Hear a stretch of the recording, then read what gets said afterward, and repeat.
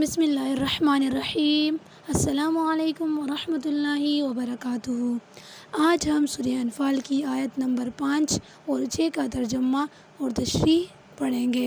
یہ دونوں آیات ہمیں بتاتی ہیں کہ کس طرح غزوہ بدر کے موقع پر اللہ تعالیٰ نے نبی کریم صلی اللہ علیہ وسلم اور صحابہ کرام کی رہنمائی فرمائی اور ہمیں سکھایا کہ اللہ کے فیصلے ہمیشہ درست ہوتے ہیں، چاہے وہ وقتی طور پر ہمیں مشکل لگے۔ اب آیت ہے کما اخرجک ربک من بیتک بالحق، جیسے کہ نکالا تجھ کو تیرے رب نے تیرے گھر سے حق کے ساتھ۔ وَإِنَّ فَرِيقًا مِّنَ الْمُؤْمِنِينَ لَكَارِهُونَ، اور ایک جماعت اہل ایمان کی راضی نہ تھی۔ يُجَادِلُونَكَ فِي الْحَقِّ بَعْدَمَا تَبَيَّنَ، اور وہ تجھ سے جھگڑتے تھے حق بات میں اس کے ظاہر ہو چکنے کے بعد۔ كَأَنَّمَا يُسَاقُونَ إِلَى الْمَوْتِ، گویا کہ وہ ہانکے جاتے ہیں موت کی طرف۔ وَهُمْ يَنظُرُونَ، اور وہ اپنی موت کو آنکھوں سے دیکھ رہے تھے۔ پہلی آیت میں اس بات کا ذکر ہے کہ بعض مسلمانوں کو بدر کے موقع پر جہاد کے لیے اقدام یعنی جانا ناپسند تھا، مگر اللہ تعالیٰ نے اپنے خاص فرمان کے ذریعے اپنے رسول صلی اللہ علیہ وسلم کو جہاد کا حکم دیا تو ناپسند کرنے والے بھی ساتھ ہو گئے۔ اس بات کے بیان کرنے کے لیے قرآن کریم نے جو الفاظ اختیار فرمائے ہیں وہ یہ ہے کہ کما اخرجک ربک، اس میں لفظ کما ایک ایسا لفظ ہے جو تشبیہ کے لیے استعمال کیا جاتا ہے۔ تو اب غور طلب بات یہ ہے کہ یہاں تشبیہ کس چیز کی کس چیز سے ہے؟ تو تشبیہ سے مقصد یہ بیان کرنا ہے کہ جس طرح غزوہ بدر کے مال غنیمت کی تقسیم کے وقت صحابہ کرام کے آپس میں کچھ اختلاف ہو گیا تھا، پھر اللہ تعالیٰ کے حکم کے تحت سب نے آپ صلی اللہ علیہ وسلم کے حکم کی تعمیل کی اور اس کی برکات اور اچھے نتائج کا ظہور سامنے آ گیا۔ اسی طرح اس جہاد کے شروع میں بھی کچھ لوگوں کی طرف سے ناپسندیدگی کا اظہار ہوا تھا، پھر اللہ تعالیٰ کے حکم کے ماتحت سب نے اللہ تعالیٰ کی اطاعت اللہ تعالیٰ اور اس کے رسول کی اطاعت کی اور اس کے مفید نتائج اور اعلیٰ ثمرات کا مشاہدہ ہو گیا۔ تو یہ تھی اس کی تشبیہ کی توجیہ۔ اب یہاں من بیتک کا مطلب ہے کہ آپ کو نکالا آپ کے گھر سے، مطلب یہ ہوا کہ نکالا آپ کو آپ کے رب نے آپ کے گھر سے۔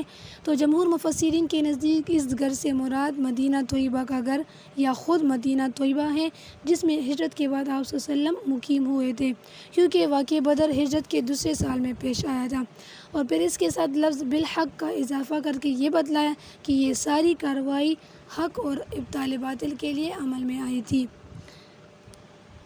پھر آخر آیت میں فرمایا وَإِنَّ فَرِيقًا مِّنَ الْمُؤْمِنِينَ لَكَارِهُونَ، تو اب یہاں پہ اللہ تعالیٰ مسلمانوں کے ایک گروہ کا ذکر فرما رہا ہے جو غزوہ بدر کے موقع پر جنگ کے لیے تیار نہ تھا۔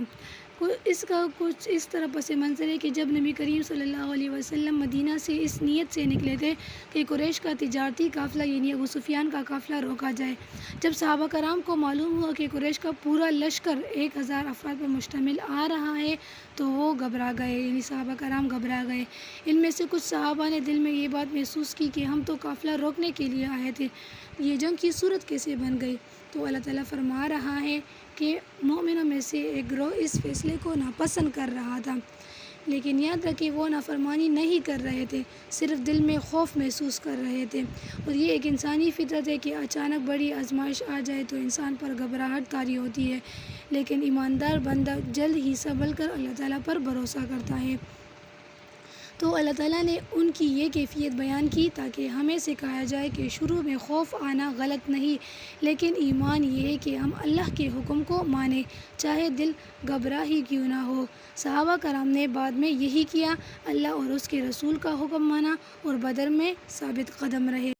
اب یہ اگلی آیت نمبر 6 میں یجادلونک فی الحق بعدما تبین کأنما یساقون الی الموت وہم ینظرون، وہ آپ سے حق کے بارے میں جھگڑنے لگے حالانکہ وہ واضح ہو چکا تھا، گویا وہ ایسے ہیں جیسے موت کی طرف ہانکے جا رہے ہو اور اپنی آنکھوں سے دیکھ رہے ہو۔ جب نبی کریم صلی اللہ علیہ وآلہ وسلم نے صحابہ کرام سے فرمایا کہ قریش کا ایک لشکر آ رہا ہے اور ہمیں ان کا سامنا کرنا ہوگا، تو کچھ صحابہ کرام ڈر گئے اور جھجکنے لگے۔ وہ بار بار مشورہ دے رہے تھے کہ جنگ نہ کی جائے۔ تو اللہ تعالیٰ فرما رہا ہے کہ یہ لوگ آپ سے جھگڑ رہے تھے اس سچ کے بارے میں جو صاف ظاہر ہو چکا تھا۔ اللہ کے نزدیک جنگ بدر حق تھی اور اس میں کامیابی بھی اللہ کی طرف سے ہونی تھی، مگر کچھ صحابہ کرام اس وقت ایسا محسوس کر رہے تھے جسے وہ موت کی طرف دھکیلے جا رہے ہو۔ کبھی کبھی مومن کے دل میں بھی خوف آتا ہے، مگر ایمان کا اصل تقاضا یہ ہے کہ اللہ اور رسول کے فیصلوں پر مکمل یقین رکھا جائے۔ بدر کی جنگ میں اللہ نے مسلمانوں کی کمزوری کو طاقت میں بدلا اور یہ ثابت کر دیا کہ سچائی کے ساتھ چلنے والوں کو اللہ اکیلا نہیں چھوڑتا۔ امید ہے کہ آج کی اس ویڈیو سے آپ کو قرآن حکیم کے پیغام کو سمجھنے میں مدد ملی ہوگی۔ اللہ تعالیٰ ہمیں اپنے کلام کو سمجھنے، اس پر عمل کرنے اور دوسروں تک پہنچانے کی توفیق عطا فرمائے۔ اگر ویڈیو پسند آئی ہو تو لائک کریں، شیئر کریں اور چینل کو سبسکرائب کرنا نہ بھولیں۔ اپنی دعاؤں میں یاد رکھیں۔ السلام علیکم ورحمۃ اللہ وبرکاتہ۔